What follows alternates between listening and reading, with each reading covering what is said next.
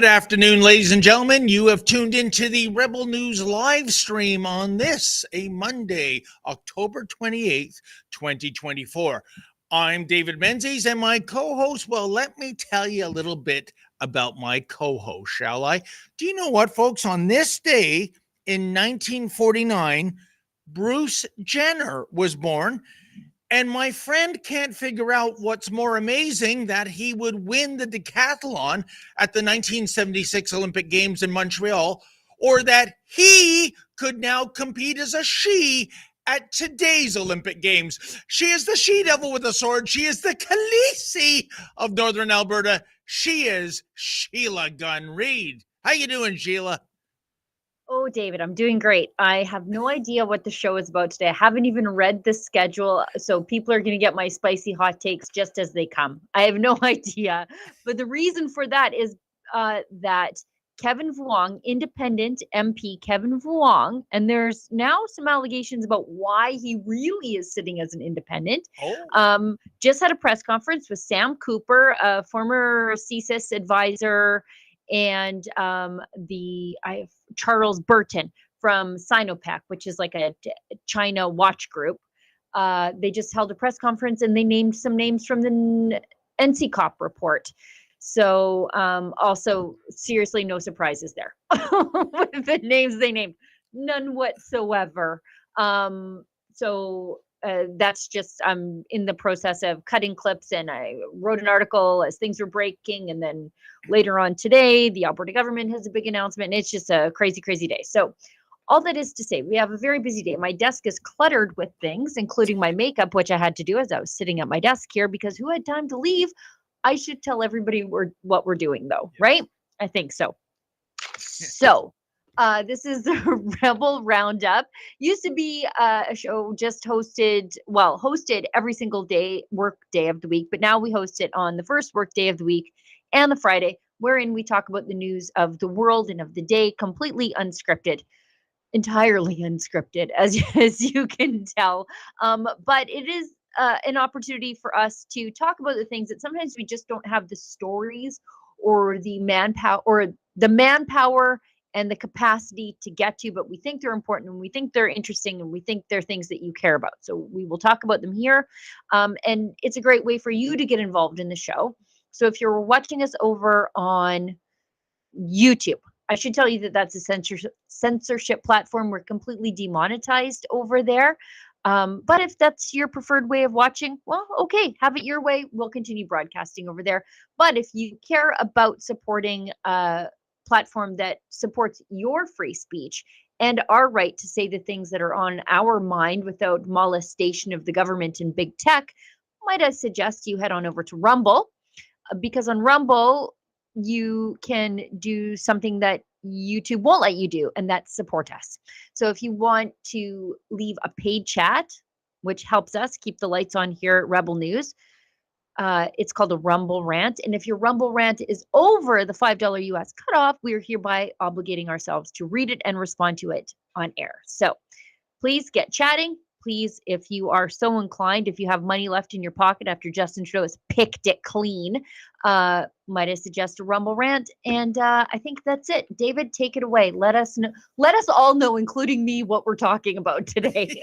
And by the way, Sheila, I do love Rumble, and maybe Rumble should appropriate a catchphrase, an ad slogan from, there used to be a car dealership in Toronto called Rumble, and their slogan was, "Ramble into Rumble, you'll see." What do you think, Sheila? Should they take that? No, never do that again. Well, there you have it, folks. My brief career in marketing. Well, you know what? I think, believe it or not, Sheila, I'm at a disadvantage too, because the printer broke here at Rebel World Command headquarters. But I know there's three topics we want to get to.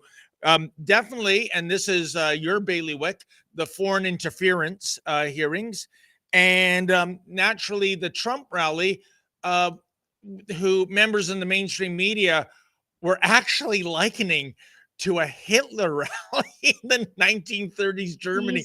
I mean, don't even get me started on that. And of course, the strong contingent of Jews for Trump might have taken the air out of that balloon, but that didn't stop them from being stupid. Isn't that amazing? The media. They must be the most easily conned Jews imaginable. Imagine that.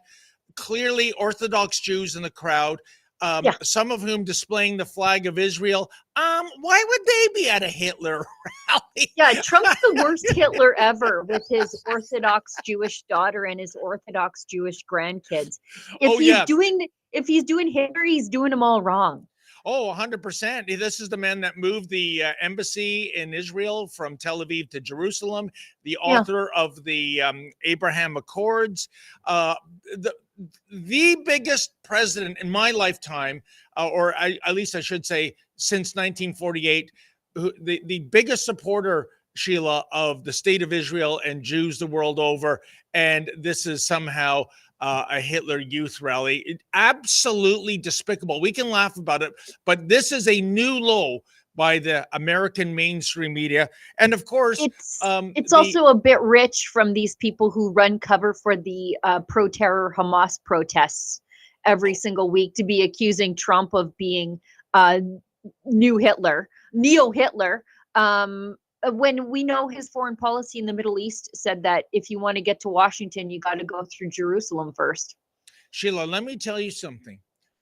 Those Jews, and they, you could tell visibly they were Jewish. Of course. In all of New York City, last night at Madison Square Garden, that was the safest place for them to be. Far safer than a university campus, right? Yeah. So, I'm almost choking on the audacity of the media. It's not, as Sean Hannity said in 2016, journalism is dead. Well, they have gone far beyond the lowest levels of 2016 to what we have today. And of course, we must get to the Israel-Hamas competing counter demonstrations in a Jewish area. Efren Monsanto and I went to cover that. And here's the teaser, folks. Unofficially, Sharia law is now trumping Canadian law in Toronto. I'll explain what I mean by that when we get to that subject. So, Sheila, do you want to take it away with the latest committee hearings? It's not. This is a press conference. I'm currently missing a committee hearing, which I think is quite important. Stephen Guilbeault's company that he owns shares in and used to be a lobbyist for 10 years that got $200 and some odd million from the Green Slush Fund. The head guy of that is testifying right now, but I'll get to that in a second. Gotcha. And while we're live streaming today, Alberta is making a big announcement about the Alberta Bill of Rights. So what? Just a real packed pierogi of a day. And then later on tonight, we've got the Saskatchewan election. So maybe I'll have time to have a coffee later. But it was a big announcement today about foreign interference. So what we know from earlier, it's called the NCCOP report, and it's the National Security Intelligence Committee of Parliamentarians, and they had identified 11 parliamentarians. Now that doesn't mean MPs, that means parliamentarians, that means senators too, who were implicated in being the recipients and or collaborators of foreign interference, and most of that is coming our way from China. Now, at the beginning of the Hogue Commission, as it's so called, Justice Marie Hogue basically said, I'm not going to name these people. And it's like, well, what are we doing around here? I could think of better things to do with 4 weeks of my life, 11 hours a day covering that. But I did it, even though I wasn't going to get any answers. Sheila, on that point, her not naming names, isn't that kind of like a play-by-play guy doing a hockey or football game? But you know what? I'm not going to give the score. Just gonna... Who wins? I don't know. Pay attention. What are we doing? I don't know. So anyway, Sam Cooper from the Bureau, independent journalist, has really been strong on this stuff. He is very trusted within the intelligence community. I think he's a recipient of many leaks coming his way, as Justin Trudeau says, from criminals. He says, what a clown. So they named names today. So 4 parliamentarians and 1 advisor to David Eby. Now I just tweeted the clip where they named the advisor David Eby, but it's also in the larger clip I think that we have here. Parm Baines, no shock there. He was the guy who helped amplify CCP disinformation against Kenny Chiu in his riding. He's the Liberal there. No surprise there. Mary Ng, liberal, prominent liberal Mary Ng. And then we've got liberal Senator Yuan Pao Wu. Now they call him a member of the independent senators, but obviously he's selected and appointed by Justin Trudeau. And then Victor O, who is a conservative. Now the difference between the first three and Victor O, besides the fact that Victor O is a conservative, is that the conservatives were blowing the whistle on Victor O, like right off the get-go. They're like, something's wrong with Victor O. He's taken a bunch of sponsored travel to China. What's going on? They're trying to alert security officials, and everyone's like, what do you want us to do about it? And so that's the difference between the first three, who the liberals tried to keep us from finding out about, and the one conservative, when the conservatives are like, alert, alert, one of our guys is bad. Wow. So that's what came out today. So that's 4 of the 11. We still have 7 more. Plus there's an advisor named in this, an advisor to David Eby. Wouldn't the voters of British Columbia have loved to have known about that last week? Wouldn't you have loved to known about that he's got someone in his ear? And that came up in the Foreign Interference Commission because David, and I said to Drea at the time, sounds like David Eby doesn't want to know this information, right? Like he's sort of wondering who it is so that he can kind of keep it to himself. The guy's name is Ding Guo. He's a journalist who's an advisor to British Columbia Premier David Eby. So let's go to that first, because that's the short clip. Thank you, MP Vuong. I'm here today to highlight some of the names and entities covered in my updated book and to pose a question. Should other Canadian journalists be examining the openly available evidence surrounding these networks? Firstly, my book recounts reporting on a 2020 tape recording provided to me, where Senator Yuan Pao Wu is heard in a 47-minute private briefing with the Canada Committee 100 Society. This group included Conservative Senator Victor O as an advisory member, along with an individual officially listed in a Chinese United Front Overseas Leaders Group. The Canada Committee 100 Society is led in Vancouver by Ding Guo, a journalist who is also an advisor to British Columbia Premier David Eby. Other journalists participating in this tape-recorded meeting with Senator Wu later supported Liberal candidate Parm Bains in 2021. Bains had told these journalists he opposed Kenny Chiu's Foreign Agent Registry Bill, describing it as an exclusionary policy. Ding Guo was also reportedly involved in the 2022 Conservative Party leadership race, alongside community leaders officially connected to Beijing's overseas influence arm, the United Front. Sheila, right off the hopper, correct me if I'm wrong, and I'm going back some 40 plus years to when I was in Ryerson Journalism School, but the idea of a journalist also serving as an advisor to a premier, conflict of interest much? Or maybe these days, now that journalists are being paid by the government, not so much. I mean, I think that's staggering, just for starters. Yes. And that same guy, as Sam Cooper notes, was involved somehow in the Conservative leadership race. But again, that's the leadership race wherein the Conservatives were like, something's fishy here. Yeah. And they called officials, and they kept trying to sound alarm bells saying, things are happening that don't look, feel, and smell right. Do you think somebody could look into this? And they're like, I don't know. And so now things are coming out, and people are saying, see, you Conservatives too were being involved in this. And the Conservatives took a completely different approach. They didn't try to sweep everything under the rug. They kept trying to tell on themselves every time something around them got contaminated by foreign interference. So it's very different. So for those who are saying, yeah, but the Liberals, yeah, but the Liberals didn't tell on themselves. In fact, Justin Trudeau testified about how best to sweep these things under the rug. They said, well, what did Justin Trudeau say? Oh, you can just say, we're not going to sign your nomination papers, and you can say, I'm actually leaving to spend more time with family. So now everybody that says I'm leaving politics to spend more time with family, I'm like, CCP, CCP every time. Unbelievable. And Sheila, it's your original point. It's tragic, I think, that this information wasn't made available, say, 2 weeks ago before the British Columbia provincial election, that David Eby is the premier is somehow caught up in this.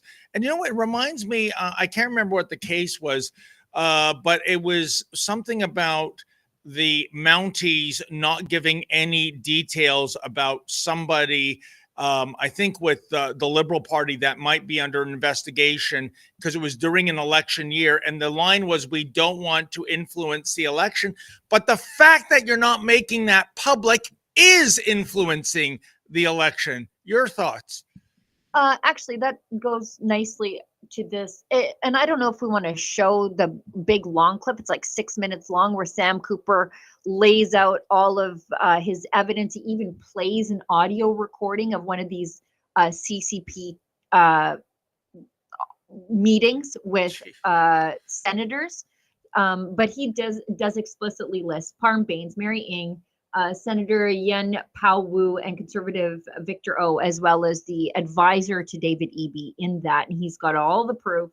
But moreover, to your point, independent MP, and I want to talk about why he's sitting as an independent, Kevin Vuong. Yes. He says exactly the same thing. He says, we must know who these people are because it compromises democracy itself by hiding these names. So maybe we can play that one, please.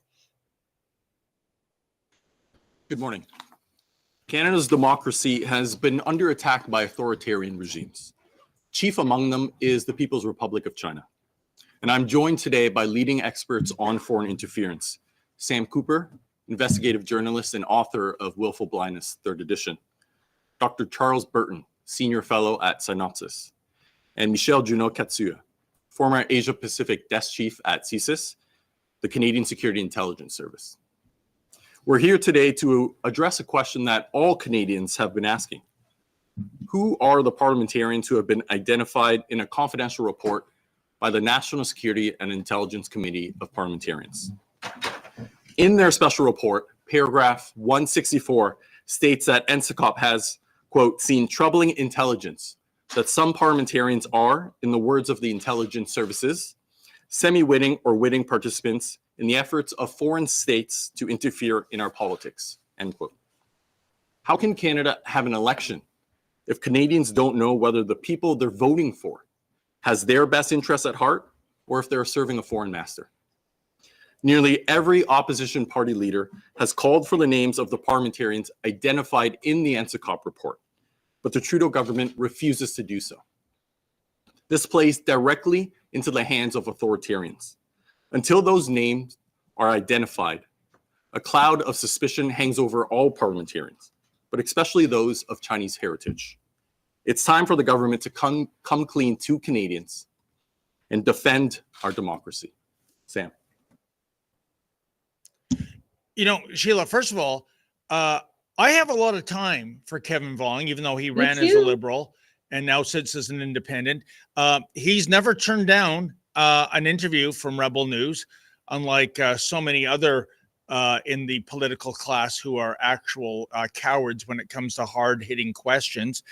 And, the ostensible reason why he was dropped by the Liberal Party is that he didn't reveal information about a sexual assault charge.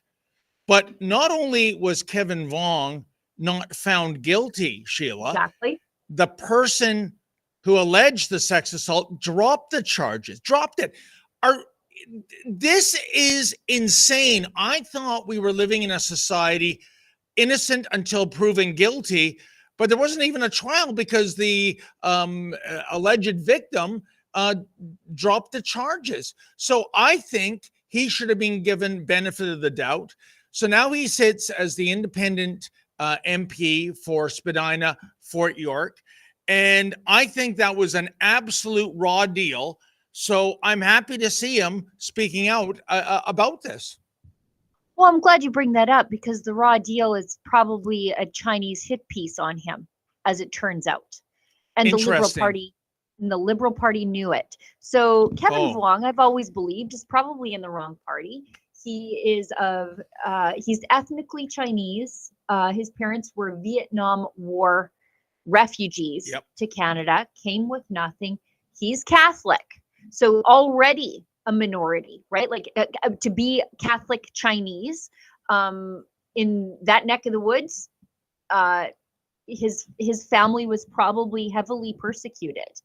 Yeah. And to be a Catholic in the Liberal Party, you know, good luck to you there. As it turns out,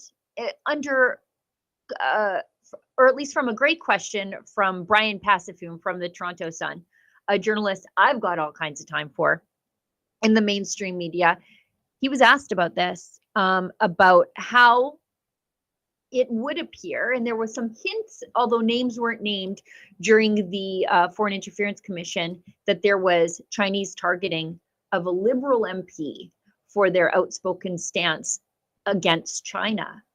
And as it turns out, it was probably Kevin Vuong. That even that sexual assault charge that was dropped was most likely a Chinese operation against him, because he was like the perfect candidate, right?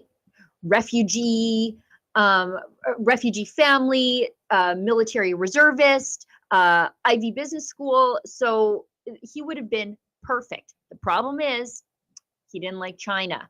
As an ethnically Chinese person, his voice actually would be a lot louder. And so it turns out that what happened to him, quite likely a CCP operation against him. You know, Sheila, you said something off the hop where you've always thought he was with the wrong party. And I'm going by memory, but, you know, ever since he began sitting as an independent, there was some rumors that he might have reached out to the Conservatives. I think he might even be a member of the party, but not sitting as an MP for the party. Right. And here's my take why the Conservatives, and it's just a theory, and I want to run it by you, wouldn't take him on as a candidate, even though he is the incumbent and he has name recognition. And it's simply this. I think maybe what the Conservatives are hoping for in Spadina, Fort York, and I can't remember the last time that downtown Toronto riding big time went Conservative, is that maybe the Conservative candidate wins by having all the votes split. So you've got the incumbent MP, the Liberal challenger, the NDP challenger, the Green challenger, and then all, sort of splitting up that vote and the Conservative candidate going up the middle. Yeah. I think that's the strategy. What do you think? Could be. No, I think that riding encompasses Chinatown, does it not? Yes. Okay, so I think that might be part of the strategy here. Is I think Kevin won as an independent, right? Was he booted from the party during the campaign? Is that how that went? As I understand, he was booted, but his name was already on the ballot. And still got it. So if he sits as an independent and votes with the Conservative and is ethnically Chinese in a riding where I think it's 1 in 3 people or 1 in 5 people in the riding are Chinese, I think that's the best case scenario for the Conservatives, is that he might be independent in name only, but voting with the Conservatives, that probably might be the best bet. Then in theory, you might not want to run a Conservative candidate in that riding. Strategically probably bright. Yeah. And that's the reason I think Kevin joined the Conservative Party as a member back in 2023. Oh, I did not know that. That's very interesting. I think so. I thought I saw that on his Wikipedia page, as reliable as Wikipedia is, but that could be it. We should move on from this because we've got dueling protests in Toronto, and then we've got Ezra's reporting from the UK and the Tommy Robinson tragedy. We've got a quick ad read and then an ad break to go to. So this message is from our friends at 5G Free. I want to talk about the things that people are afraid to say out loud. I'm not afraid to say much out loud. Who is in control of America's nukes? It's not Biden. Frankly, I hope it's not Biden. Meanwhile, we have Russian ships off the coast of Florida and full-blown wars in Ukraine and Israel. The world is at its most unstable point since World War II, and with nuclear weapons, the stakes are 10 times higher. How do people like you and I stay safe? Every prepper, and you know I'm a bit of one, needs to have RadioGuard ACE, the only FDA-approved drug to treat radioactive fallout. Only the feds had it until now. That's why Rumble partnered with 5G Free, the only company in the world that has a supply of RadioGuard ACE and the ability to prescribe it prophylactically. Get their radiation emergency kit with RadioGuard ACE, potassium iodine, Zofran, and a Geiger counter. There's simply no other tool in your arsenal to protect against a radioactive threat. Go to 5gfree.com, code STUDIO to save 50% and get your radiation kit now. Now, I know that we have a couple of chats too that I'll get out of the way right now. We've got World's Worst Gamer gives us $1 and says, thanks, Tommy Robinson, for fighting for free speech. Thanks, Rebel News, for doing it too. We're going to talk about that in a few minutes here. And one from Ryerson Gary gives us $5 and says, the media, including Rebel News, always says that Catherine Tate and all make her close to $500,000 a year. That implies they earn the money productively. No, Yeah. It's more correct to say they're paid $500,000 a year. That's probably right. I mean, I guess she makes it, but she doesn't actually make anything except Canadian stupider and her bank account bigger, I guess. I see where Gary's coming from. Maybe we should call her a recipient of $500,000 a year. But Sheila, I just can't get my head around this. You just said a few seconds ago, you're a prepper. If ever I find out where you live and I go into Casa Gun Read, am I going to find Jim Baker food buckets all over the place? Jars, not buckets. I'm not putting food in plastic long term. It'll be in jars. I know it's good for me. The funniest thing, in addition to Jim Baker reimagining himself as the guardian of the apocalypse, selling these food buckets, he's also selling, and I don't know why you'd have to go to Jim Baker as opposed to a trip to Canadian Tire, shovels, because there'll be no indoor plumbing after the nukes go off, and you've got to discreetly bury your stuff, shall we say. But you don't want to attract bears. He's not wrong. But Sheila, I mean, in a post-nuclear world, it doesn't matter where you go anymore. Yeah. If we're back, it does. Okay. Yeah. But then why do you have to buy a shovel from Jim Baker? I suppose you could just put a rock on it, but you don't want to attract bears. That's why you bury it. Yeah. Okay. You've never gone camping with a baby? Diapers, you have to bundle them up and get rid of them immediately because it'll attract bears. Wow. Well, why would you go camping with a baby in a bear-infested area? Bring the Canada's Wonderland. No, God, you want to get your infants in the outdoors as soon as possible. Look at don't ask me why my kids are well-adjusted then. Well, folks, once again, as you can see with Sheila and I, it's city mouse, country mouse. Big time. Okay, let's get into speaking of city mice. I've never been more glad that I'm not a city person, especially a Toronto person. We've got dueling protests out there in Toronto. David, explain this to us. Yeah, well, folks, for 55 weeks now at the corner of Bathurst and Shepherd Avenue West in Toronto, the pro-Israel people have been having a very peaceful, I don't know if you can call it a protest demonstration, almost a vigil. The theme is, bring them back, meaning the kidnapped victims, the ones who are still alive, presumably somewhere in Gaza. And as you know, the pro-Hamas people, who this past year and a bit have been further and further emboldened because they can commit arson, they can do vandalism, they can commit assault, and the police turn a blind eye and turn the other cheek. Even when the police eyewitness it, they go after peaceful counter demonstrators, they go after members of the independent media. And yes, I speak about myself. Here's my mug shot on a mug. How do you like that irony?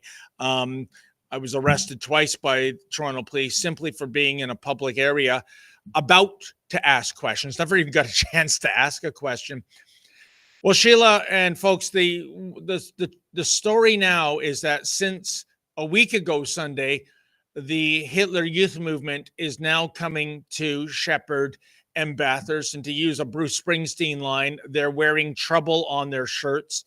They want a confrontation. They want violence. They openly chant for genocide, which, by the way, don't take my word for it, call it up under the Criminal Code of Canada, Section 319, you cannot do. And yet again on Sunday, what did we see? Well, there was, and by the way, this is important footage.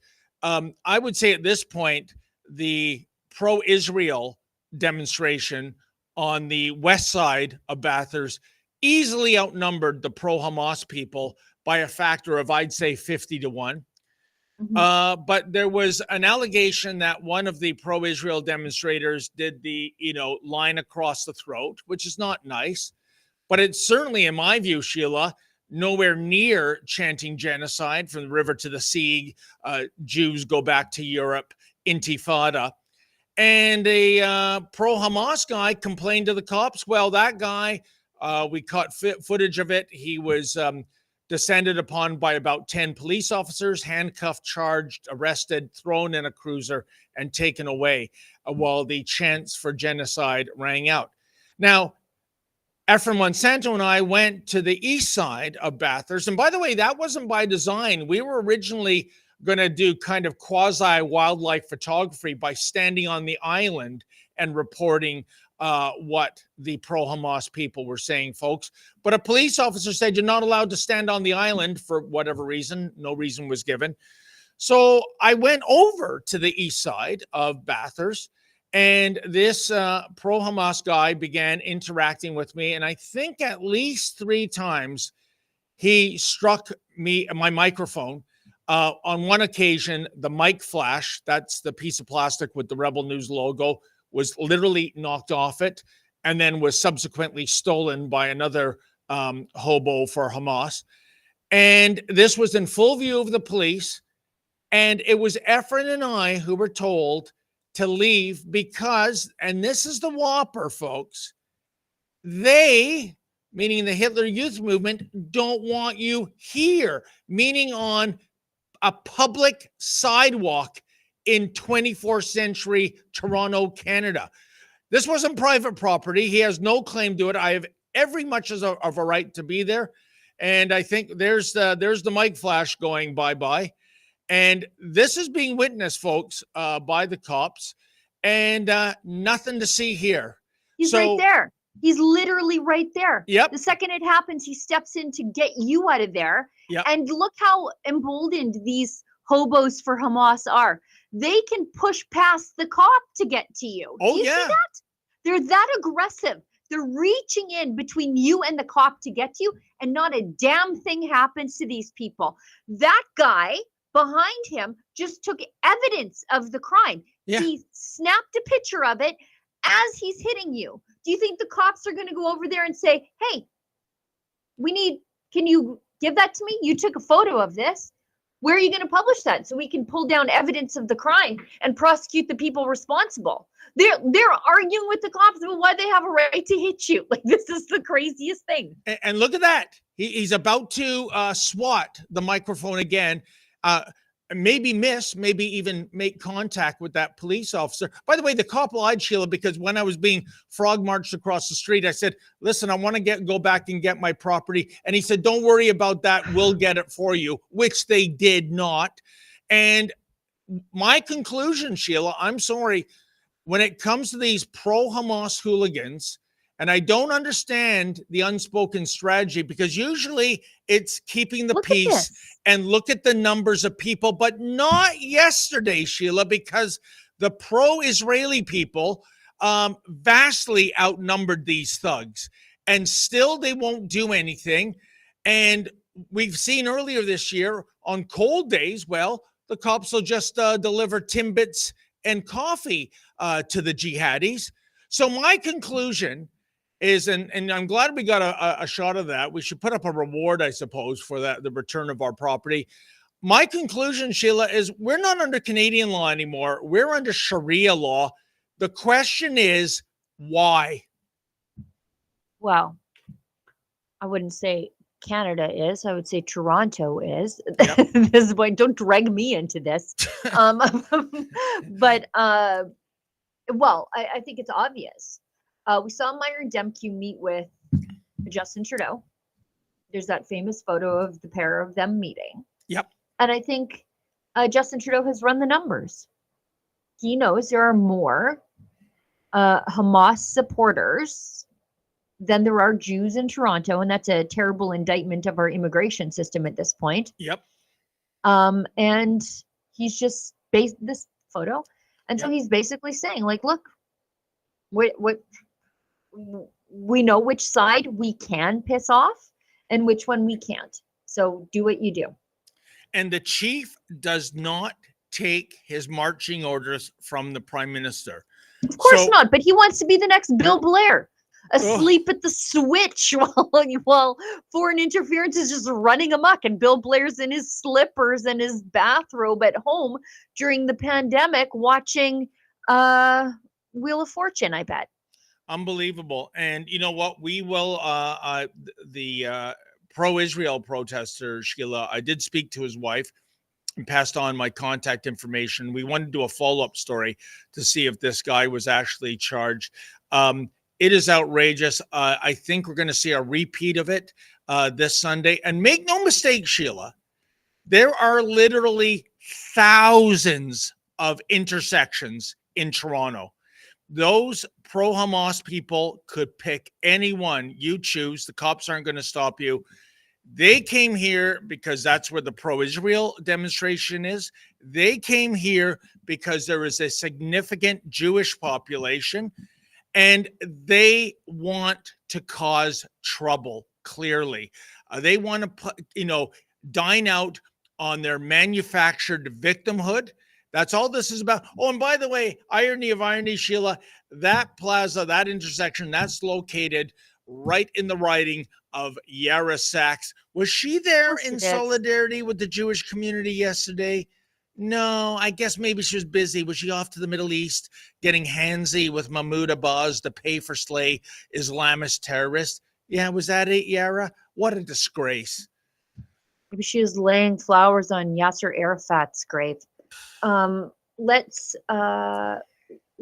do, though, the hopeful thing from that protest, and that was the singing of O Canada by the Jewish community and their friends and allies and the rest of the normal people in Toronto, of which I'm starting to think there are fewer and fewer all the time. But let's show that, and then we'll quickly comment on that, hit an ad break, and then we'll go into the Tommy stuff.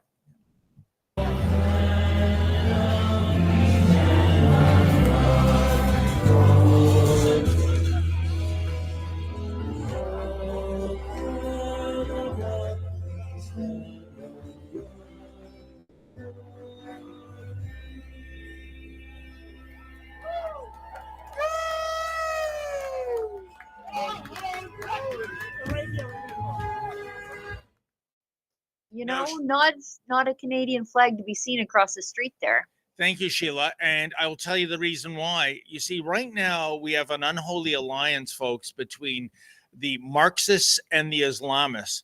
And they're borrowing each other's talking points. And the Islamists, when it comes to getting a reason, why aren't you displaying the maple leaf? You live here, you're taking advantage of all our social programs, you're living in the land of milk and honey. Oh my God, Don Cherry was ahead of the curve by 6 years now, Sheila? And yet you won't even display a Canadian flag. And the answer will be, well, this is stolen land. That flag represents colonialism, imperialism, white supremacy. So you see the Islamists and the Marxists, two peas in the same pod. Another thing you won't notice on the pro-Israel side, I think I saw one person wearing a mask, and evidently that's because he told me off camera there's a bounty on his head, so he had to be in disguise. But on the other side, I would say half the people were wearing disguises. Another thing, you won't see the people on the pro-Israel side chanting genocide or death, nothing like that. But on the Islamist side, yep, from the river to the sea, Intifada, Jews go back to Europe. That's the de rigueur narrative. It's amazing, Sheila. It's night and day, and it makes for my premise of what this war in the Middle East is all about. You are either for civilization or you're for savagery. That's it. That's all. Yeah. And you know what, Sheila? I don't know about you. I'm a really big fan of civilization.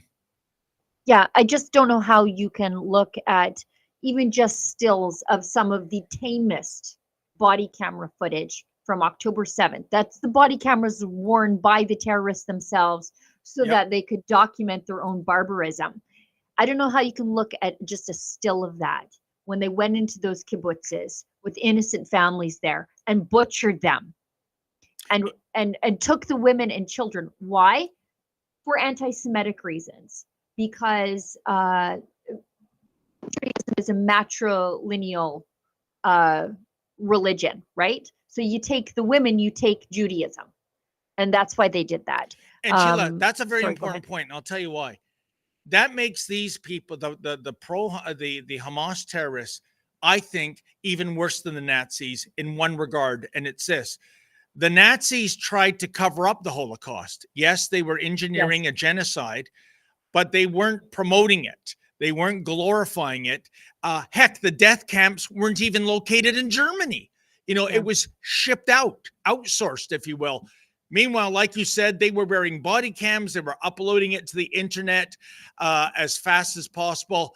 And it was like, look at us. Aren't we great? Look at these Jewish people that we are slaughtering. And to me, that's bone chilling, Sheila. Yep. On that dark note, I think we need to hit an ad break and we'll move into one man's fight against Islamism in the UK and how it just landed him 18 months in jail. What if governments are trying to reinvent the wheel when the greatest teacher of all times has already laid out the perfect blueprint for a constitution for a kingdom of love, faith, and freedom? Introducing the Kingdom of Heaven Freedom Passport. This special edition Freedom Passport captures the foundational truths of love, ethics, and freedom for all. It's a powerful reminder of Jesus's call to love one another and to be part of something bigger that you can carry with you every day. Join the movement, share the truth, and spread the love with your family and friends. Get your Kingdom of Heaven Freedom Passport at freedompassport.ca. And right now, all orders in North America come with free shipping and a free downloadable song with every purchase. Why should you join Canada's National Firearms Association? We currently have one of the most aggressively anti-firearm governments in our nation's history, promoting fear and placing blame like never before. Our rights, freedoms, culture, and heritage, it's all on the line. But we are fighting back, and there is strength in numbers. We work within the law to change the law, to defend competitors, hunters, collectors, and other law-abiding firearms owners. We can get through this. We've done it before, and we'll do it again, if you are with us. Canada's National Firearms Association. Freedom, safety, responsibility. Well, Sheila, as you teased, the big boss man, Ezra, he's over in the UK. He covered Tommy's trial. The words court and kangaroo come to mind, but anyways, and not a happy ending, shocking, but not surprising. Tommy was sentenced to 18 months in prison. He'll, I think, just serve 9 months, but that's still 3/4 of a year. And more distressing to me, Sheila, this is a prison where they put the really, really bad hombres, including members of Islamist gangs who would consider it a badge of honor to beat Tommy, to poison him, what have you. You know, there could have been a compromise here. And don't get me wrong, folks, these charges are under the Terrorism Act of the UK, which is just, you know, perversely hilarious. They should not never been, carried through. But if they had to, and if you had to incarcerate Tommy, Sheila, there was a compromise here. Put him under house arrest for 9 months. I don't think Tommy's family is going to try to beat and poison him, but I think that might be the unspoken part of the deal. I think the authorities in the UK, including those in the justice system, are so evil. They are kind of pining for something, you know, unfortunate to happen while Tommy is in custody. Your thoughts? Yeah, a nice activist. Shame if something happened. Be a real shame if something happened to him. I don't know if they're actively trying to kill him, but indifference might be abetting here. Ezra's got a video. Let's go to that. This is Ezra's first reactions once he got out of court. And then I think we've got another video after that. We'll David and I will give our reactions, and then Ezra, after he's had a little bit of time to digest, we'll show that one too, because I think this is just such an important issue, because I think if Justin Trudeau wins the next election, we're here. We're in UK territory. And I say, I mean, it's laughable, but it is true. Yeah. So let's go to Ezra's first reaction. He just walked out of court and filmed this himself with a selfie stick. Or maybe this is a videographer. Either way, this is fresh out of court, Ezra's reaction. Ezra Levant from Rebel News. Behind me, the court in Woolwich, and next to it, the prison, HMP Belmarsh, where all the terrorists and murderers are held in the UK, and now a journalist, Tommy Robinson. About an hour ago, he was found in contempt of court for publishing one of his videos on Twitter called Silenced, a video that's been seen 55 million times. A judge said Tommy got his facts wrong. Tommy said the facts speak for himself. Well, the judge had the last laugh. Today, Tommy was sentenced to 18 months in Belmarsh prison, less 3 days for time served. Now, that'll be cut in half, so he'll actually serve only 9 months, but only 9 months in prison for the crime of journalism. It's not even a crime. It's civil contempt. It's not a crime to do what Tommy did. It's simply defying a judge's views. And for that, Tommy is going to spend 9 months, not just in a prison with murderers and terrorists, but in solitary confinement. The reason for that is if he's in the general population, UK's prisons are so lawless and chaotic that he is certain to be attacked and perhaps even killed by Muslim gangs that dominate the prisons. So for his safety, he's being put in solitary confinement for 9 months. No human being is meant to be in solitary confinement for 9 months. Look at what it did to Julian Assange. That's their goal here. Their goal is to punish Tommy Robinson, to bankrupt him, to jail him, to silence him, to take him off the streets. But not just that, to demoralize anyone else who would follow in his lead and defy the mainstream view in politics and journalism. And that's the last point I've learned today. The mainstream journalists, the regime media, the BBC state broadcaster, they couldn't be happier with how things went. They feel no solidarity with Tommy. They don't even recognize him as a journalist because he's not on their narrative. Welcome to the United Kingdom in 2024. For all my reports today, go to tommytrial.com. And Sheila, I don't know what the rules are in solitary confinement, but just a quick thing here. You know, the 2 times I was arrested earlier this year by the Toronto police and taken to a division office, and I was put in a solitary cell, and you don't have your phone. It's confiscated, of course. No reading material, no TV to watch. It is just you, yourself, and I in a cell, and the minutes go by like hours with literally nothing to do. It is a form of torture. Each time I was in that cell for about 5 hours, and I couldn't think of a worse fate than that. Almost, if you will, death by boredom. And I'm not kidding. So if his solitary confinement means he doesn't have reading materials, doesn't have a TV, you name it, this is a form of torture. No ifs, ands, and buts. I experienced just 5 hours of it on 2 separate occasions. Couldn't stand it. This is despicable. And let's remember what his crime is. Publishing a documentary. Yeah. That's a crime in the home of the Magna Carta. And Sheila, when it comes, and now you could say, well, if he got his facts wrong, well, what do you mean? Sue him. Exactly. Have the people involved, if the people involved want to bring a civil suit against him and take money out of his family's pocket for publishing libelous material, let them do it. But this is not criminal. 100%. At least it Sheila. shouldn't be. You know, long before there was such a thing as social media and the internet, there were crimes on the book, civil, slander, defamation, libel. If you got a case, lawyer up and sue Tommy. That's how it's done. That's how it's always been done. But now the justice system, because of political correctness, because of wokeness, it's been weaponized, Sheila. Yep, completely. This is, let's go to one more video from Ezra on this, please.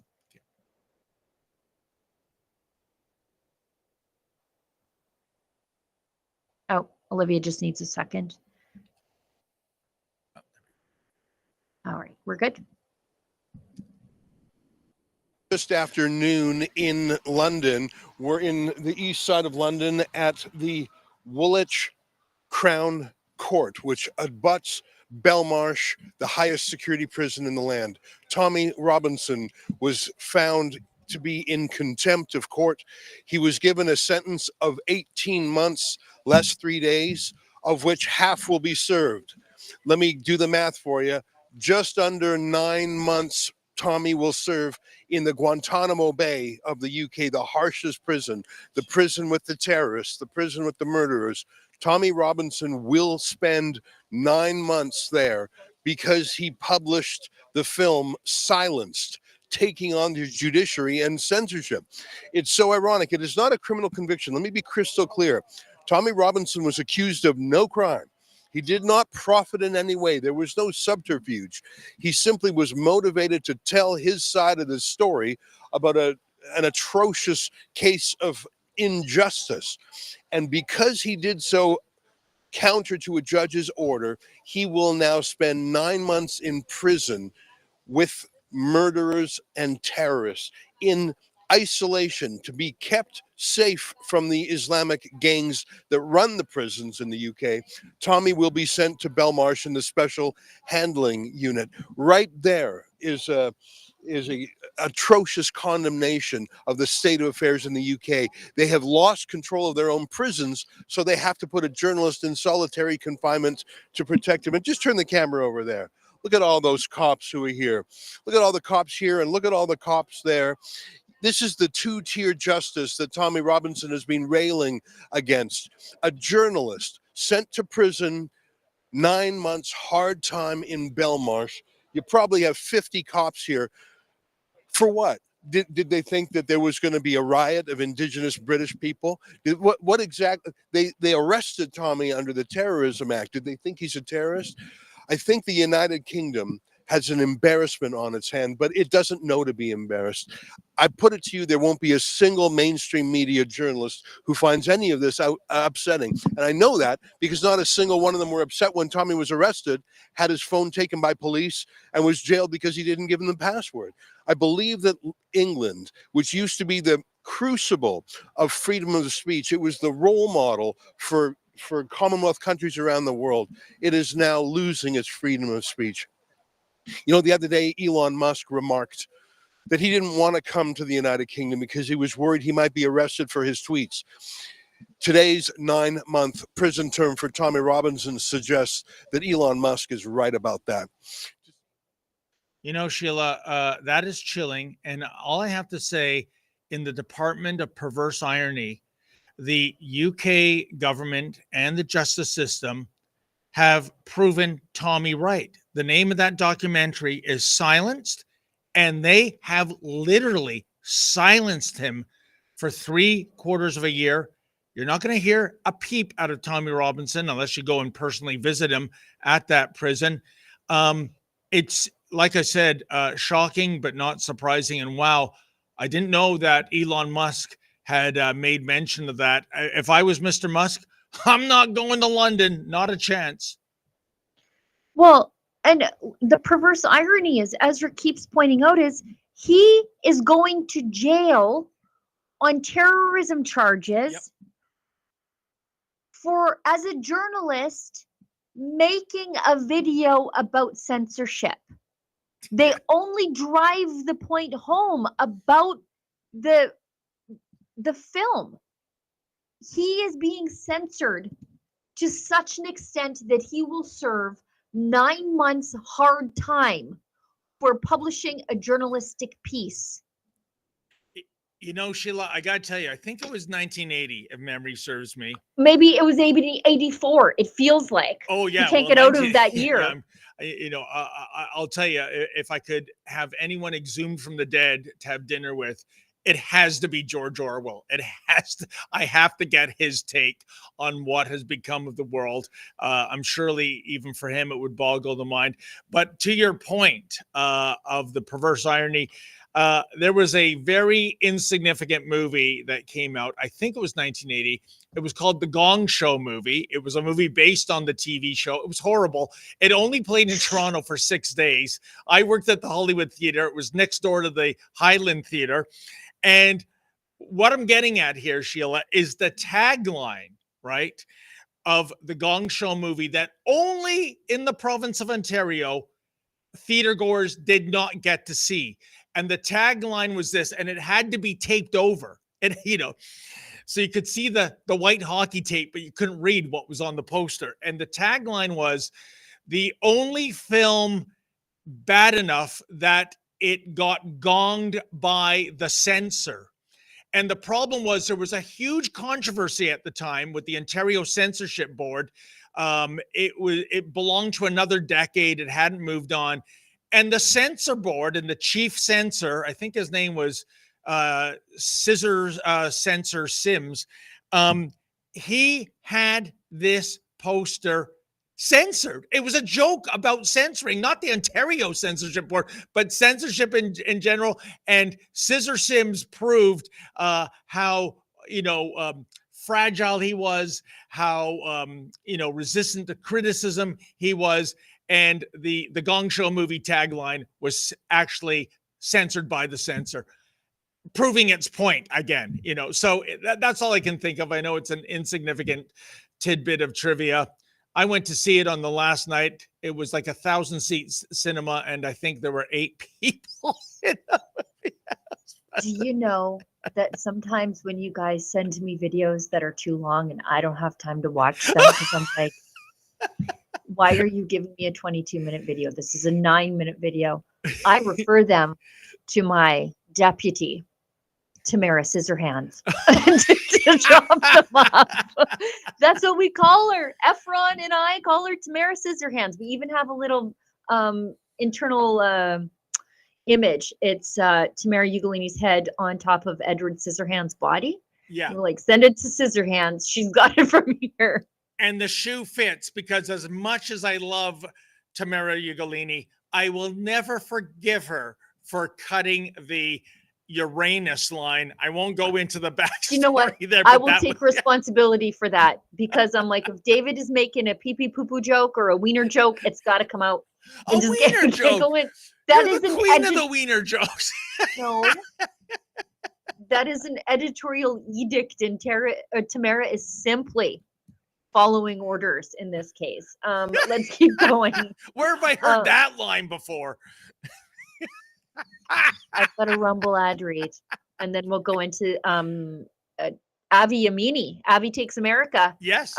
He went to a Trump rally, and it went exactly the way you would expect. Okay, so this sponsorship is from Rumble, one that is incredibly important to the survival of the company. When Rumble first started in 2013, they built a platform for the small creator. They didn't censor or have biases. They were fair and treated all creators equally. No one thought platforms would censor political conversation or censor opinions on COVID, but they did. Facebook admitted they felt the pressure from the Biden and Harris administration. Same thing happened in Canada. Completely Health Canada would tattle to Facebook on regular citizens for saying mean COVID things, and then Facebook would pull them down. However, Rumble did not. They held the line. They are attacked daily for giving us a voice to talk to you. They're attacked in corporate media. They're attacked by governments like France. They are attacked from brand advertisers who simply refuse to work with them. Corporate America is fighting to remove speech. Rumble is fighting to keep it. Rumble won't survive with brand advertisers. They don't get much of it. Watching our show on Rumble is the most they can ask from you. But if you really believe in this fight, and if you have the means, one major way you can help Rumble to survive is by joining Rumble Premium. Join the community that believes in the First Amendment and believes in our human right to free speech. Rumble is offering $10 off with the promo code STUDIO when you purchase an annual subscription. Go to rumble.com/premium and use the promo code STUDIO. Like I said, if you have the means and believe in the cause, now is the time to join Rumble Premium.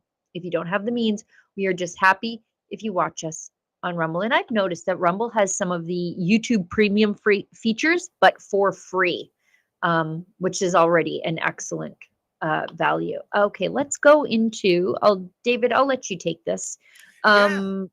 You tell us all about the Trump rally. Well, first of all, and we'll throw to some of Avi's footage.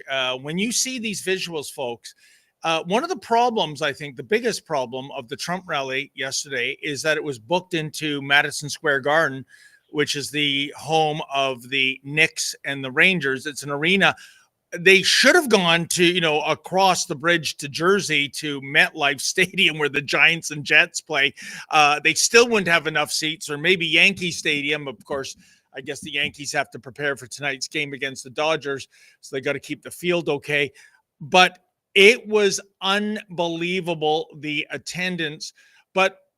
And you know what, Sheila? I saw a lot of it and heard some of it on radio. It was so feel good. It was a joyous vibe. And we have seen a new low by the American mainstream media, likening this to a Hitler rally from 1930s Berlin. It was despicable. And we spoke at the beginning. Those guys who look a little unusual. Oh, yeah, those would be Orthodox Jews, and those other people holding the flag of Israel. Why would they be at a Hitler rally? You look at this crowd, Sheila, and you will see the most multicultural, multi-religious crowd there is. And of course, there was the screams of racism. They had a hard-edged comedian there. He dumped on Puerto Rico. What did he call it? A garbage heap or something like that. Here's the funny thing. There were Puerto Ricans in the crowd laughing at that. There are. And I saw on social media some of these Puerto Ricans saying things along these lines, Sheila. You know what? I went back to the island last summer. I saw potholes I was complaining about 20 years ago. They're still there, so kind of making the comedian's point. This was absolutely shameful that the media, much like Kamala Harris a few days ago, is now playing the Hitler card. You know what this says to me, Sheila? This is desperation. They know things aren't going well. And I'm not saying the Hitler card is off the table. If, for example, you're carrying out world conquest and engineering a genocide, you can compare the leader to Hitler. But as I said before, Sheila, I don't know of a single president who has been more pro-Israel, more pro-Jew than Donald Trump since the founding of the state of Israel in 1948. Let's have your thoughts, and then let's see what Avi was able to cover. Yeah, he's Hitlering all wrong. He's doing it all wrong. Let's go actually directly into Avi's, because I need a second to dig up a Hillary Clinton remark. Geez.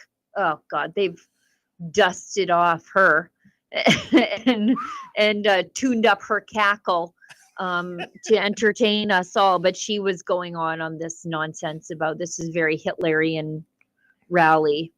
in New York. You know what makes them nervous? That this is New York. That's what makes them real nervous, is this is the heart of a progressive stronghold.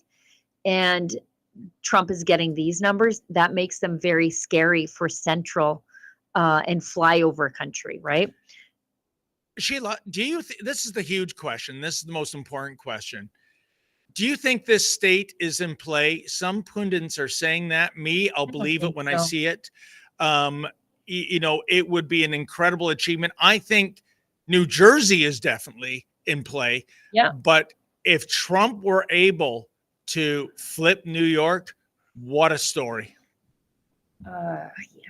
I don't know. I don't believe it, but I also didn't believe that the Conservatives would be within a recount of British Columbia. So, like, who knows? Yeah. But I'm not optimistic, but I remain intensely unoptimistic about politics, except for the federal election in 2025. For example, we've got the Saskatchewan election tonight. I'm like, if Scott Moe loses, which is a real potential, I also won't be surprised. I'm never, ever, ever optimistic about politics. But let's go to the Avi's video about just outside of the Trump rally there.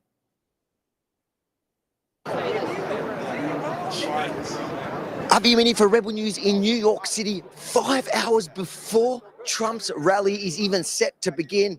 And behind me, lines as far as the eye can see, with people wanting to just get a glimpse of the past and potential future president. Follow us at aviacrossamerica.com to see how this day here in New York unfolds. It's wild. Look at that. You could have 20 Madison Square Garden, Sheila, and you don't have enough for that crowd. Unbelievable. And I got to tell you, I think you'll appreciate it because I know you're a fan of the genre. I have never heard Madison Square Garden this loud. No, not since 1994 when the Rangers, after decades of drought, won the Stanley Cup. We're going back one more decade, 1984, the birth of Hulkamania. Check it out. Here it is. That takes the effect away Is from that the shaky? Yeah. Hulk Hogan now stands up with a Sheik and rams into the top turnbuckle. Fans are going wild, and I'm so excited. I don't even want to talk. I want to watch the match. Sheik going up. Hulk Hogan, he drops the big leg on him. He's down for the cover. Hook the leg. 1, 2. He got out.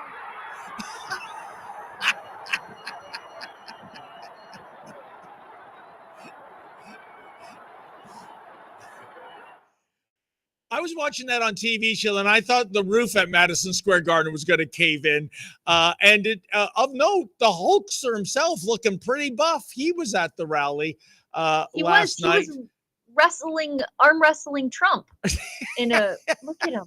God, love him. See, this is my favorite. I don't like NWO Trump or NWO Hogan. Yeah. I like Hulkamaniac Hogan. I like the yellow. I like the red. I don't like black and white NWO Hogan. I don't like that. I like this. Looks And good. indeed, that was, as you mentioned, the dearly departed Iron Sheik. Cheeky. And I think that was the first time I ever saw someone get out of the Iron Sheik's camel clutch, Sheila. I thought when the camel clutch is put on, it's lights out. But Hulkamania was running wild that night, and for decades yet to come. Here it is. And Trump obviously is winning, but it goes to my theory that like mid 80s WWE, WWF at the time was very about the geopolitical situation in the world, right? It was very much about American supremacy. As I said it multiple times, I could very easily write a master's thesis on the impact of Hacksaw Jim Duggan on the Cold War. Exactly. I just want to show you. Oh, he's doing it. He's doing it. Did you see where Trump added a golf swing to his little dance? And the crowd just lost its marbles the other day. He does his little Trumpy dance. And it was, and that's the point. Two things. One, it wasn't a hate fest. The feeling in that room. Look at. Wait. He's going to throw a golf swing in at the end. Look at, yeah, and hole in one. And it was the opposite of a hate fest. It was a lovin', Sheila. And since Trump, there is some celebrities coming on board with him. You know what I noticed that's so different compared to the last two U.S. presidential elections, Sheila, is the lack of U.S. celebrities saying, if Trump wins, I'm moving to Canada or elsewhere. I don't see it. Where's George Clooney? He's the guy that was demanding Biden step down. Now I think Clooney, seeing how Kamala is performing, has buyer's remorse. He'd rather Sleepy Joe back in the catbird seat. But you don't see these celebrities making these threats. Again, desperation time, Sheila. Careful what you wish for, jerks. Just might get it. I just dropped the tweet of Hillary Clinton. The human magpie had something stuck in her craw about this being a very Hitlerian event. She is the most unlikable human being. Oh. And here she is explaining to the world why Trump is just a neo-Hitler.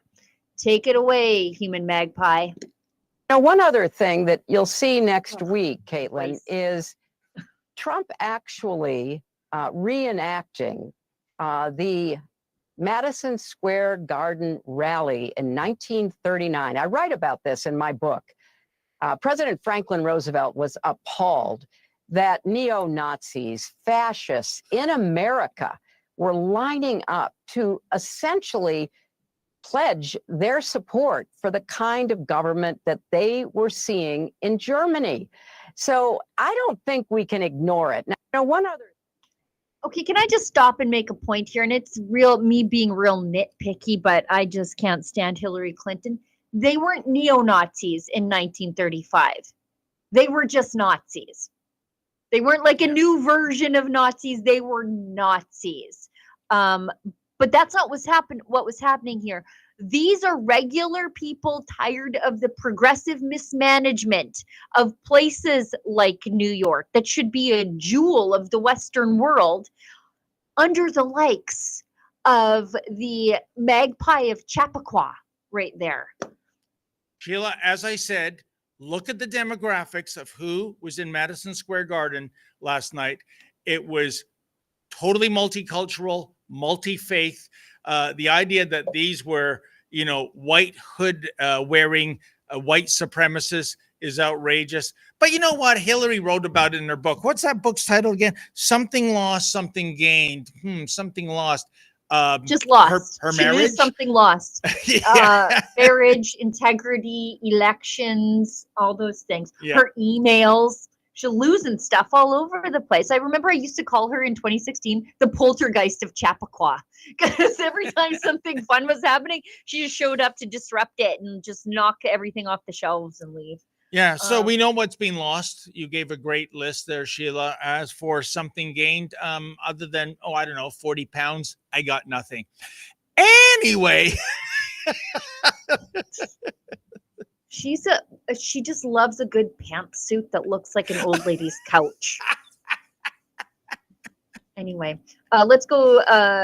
Avi Yamini, Orthodox Jews line up for Hitler Trump's rally in New York. So let's hear what they have to say about the likes of the magpie of Chappaqua. This week we were told by the Democrats that Trump is a Nazi. What are you guys doing in line waiting to see a Nazi? Right here. So the fact that they're saying that shows the ignorance on what they think. It is complete disgrace. They have no right to say that. Trump did nothing wrong. He's a good guy. He supports the Jewish community. He supports Israel, not like the other side, all talk, but they do not do the walk. It's about time we get law, order, peace, stability in this country, and we bring the world to a safer place. Trump 2024.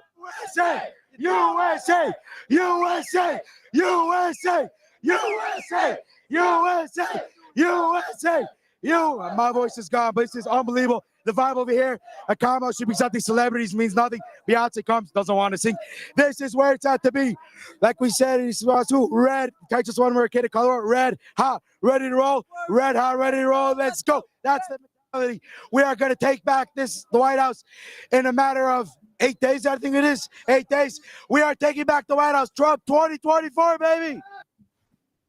Wow, USA, USA. Not exactly Sieg Heil, is it, Sheila? Yeah, and who do the Democrats trot out to speak to these young men? Like, to scold these young men?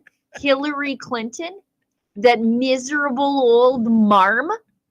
These guys are young, patriotic, fun-loving, motivated, and Jewish. And who do they dust off? Old, miserable, used up, out of date Hillary Clinton, corrupt Hillary Clinton, to call these young men neo-Nazis. Unbelievable. I wonder why they're losing. Yeah, I am Great more strategy, guys. Sheila, honestly, I am more confident with every passing day. I'm making one comparison to 1980 when all the major pollsters on the eve of the election said the Jimmy Carter Democrats were slightly favored. It was a landslide for Reagan that year. I'm not predicting a landslide for either party this time around, but I am getting the vibe that the polls are not as, are just as much correct right now than they were in 1980. I think a lot of these have been push polls. They've been dominated by Democrats. And we know that the early voting in those states that permitted, I think it's already at 42 million early ballots by early voting or mail-in ballots have been cast. That typically is bad news for the incumbent. If I'm a betting man, and we'll probably be doing some kind of live stream on election night, I gather, Sheila, I'm betting a Donald Trump win. What say you? I think so. I think the Democrats are starting to worry because they just, no matter what they do, they cannot distance Kamala Harris. Kamala? I don't care. Who cares? She's not going to be president. Doesn't matter. But they can't distance her from the administration she just served in for 4 years. When she's like, we've got to fix immigration. It's like, yeah, you broke it. Yeah. We've got to build this wall. Yeah, that's the wall you said was a medieval sort of artifact in dealing with illegal migration. We've got to deal with crime.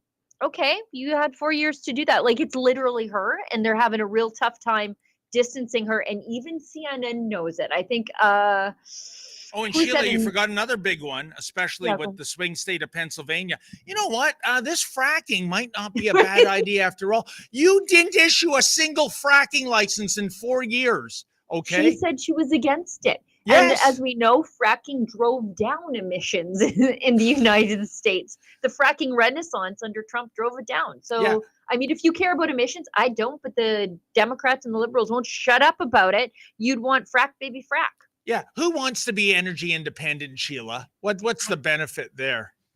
What's energy independence where you could just release the strategic reserve every time that you're falling into polls because of energy prices? Oh, my God. Okay. I think we are 20 minutes over the top of the show, and I think we should wrap it up. If Olivia, if we don't have any chats. Okay, I got so much work to do. Oh, absolutely, Sheila. And I just want one promise from you, because we talked about Kamala Harris in her pantsuit and Hillary Clinton in her pantsuit. Sheila Gunn Reid, when you run for Senate, do not wear a pantsuit out on the hustings, okay? Can you promise me right now about that? Can I wear insulated coveralls? Yes, you can. Okay, then yes. Well, there you go, folks. Thank you so much for tuning in, and thank you for those who gave us a donation. We really appreciate it. That's how we do get our revenue, unlike the mainstream media that just takes it out of your bank account on direct debit every 2 weeks. We had a lot of fun. Time flies. I can't believe it's been an hour 20 as opposed to the normal hour. But if you can't get enough of us, don't fret. Sheila and I shall be back here on Friday. Can't wait. I'm here later on today. I'm covering That's the right. Saskatchewan election live stream with my friend Lise Merle. You'll remember her as the Get Off My Lawn mom who went viral kicking that NDP candidate off her lawn. She's running for school board in Regina, and she's our special envoy into Saskatchewan politics. She'll be joining me tonight for the live stream. There you go, folks. More added value yet again. More I Sheila. cannot be part of that live stream, unfortunately, because I am contractually obliged not to talk about Regina. Anyway, we will be back as a duo on Friday. In the meantime, as always, stay safe and stay sane.